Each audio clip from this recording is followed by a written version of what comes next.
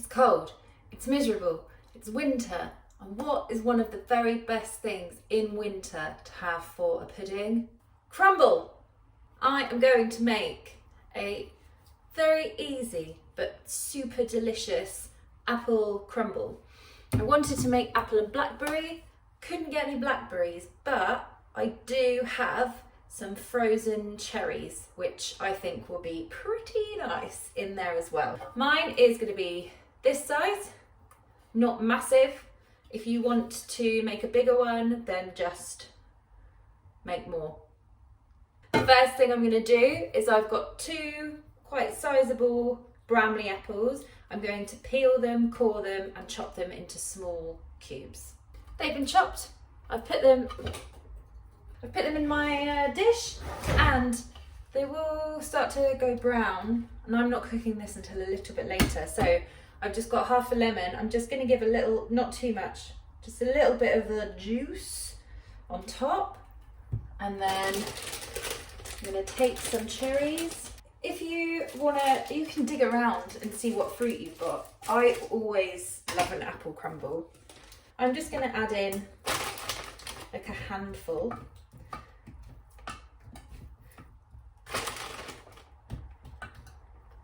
Lovely. I'll give it two more for luck, three more for luck. Okay, done. I've got a golden caster sugar here. So I'm going to put 2 tablespoons of golden caster sugar and then mix it all together. If you've got regular caster sugar, use that instead.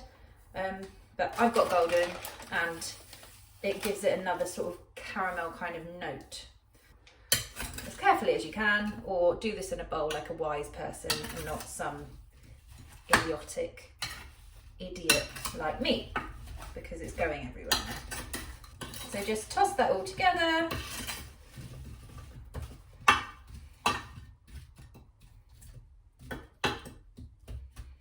We're ready to make our crumble topping. In my bowl, I've got 140 grams of plain flour and 80 grams of, I've used golden caster sugar again. If you are using normal caster sugar, that's fine, just carry on using that.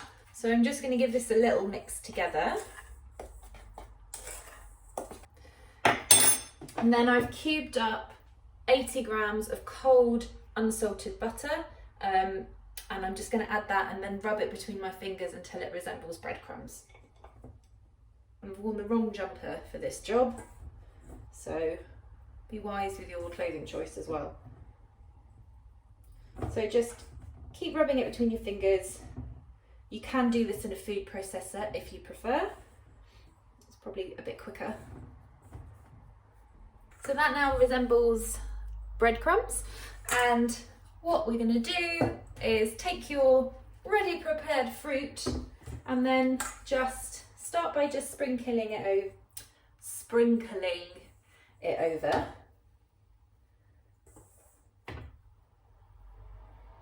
You do want to make sure that the whole thing is covered, although I do quite like it when you bake a crumble and you get that sort of the juicy corners coming up. I quite like that.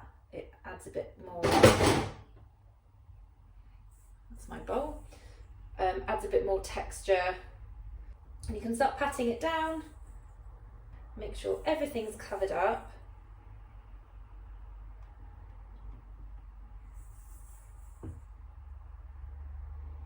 I reckon I've made just enough. I like a really thick crumble, but you kind of can cater it to how you like it. And it all depends on the size of your dish, etc., etc. So that's fine as it is, but I'm going to do a couple of things. I've got some porridge oats. I'm going to take a couple of tablespoons and just sprinkle it over the top. Maybe just 1 tablespoon for this size dish. So 1 tablespoon of oats over the top. And I've also got some demerara sugar, and we're going to do the same thing with that and just sprinkle over a tablespoon of demerara sugar. And that's going to go lovely and caramelised in the oven.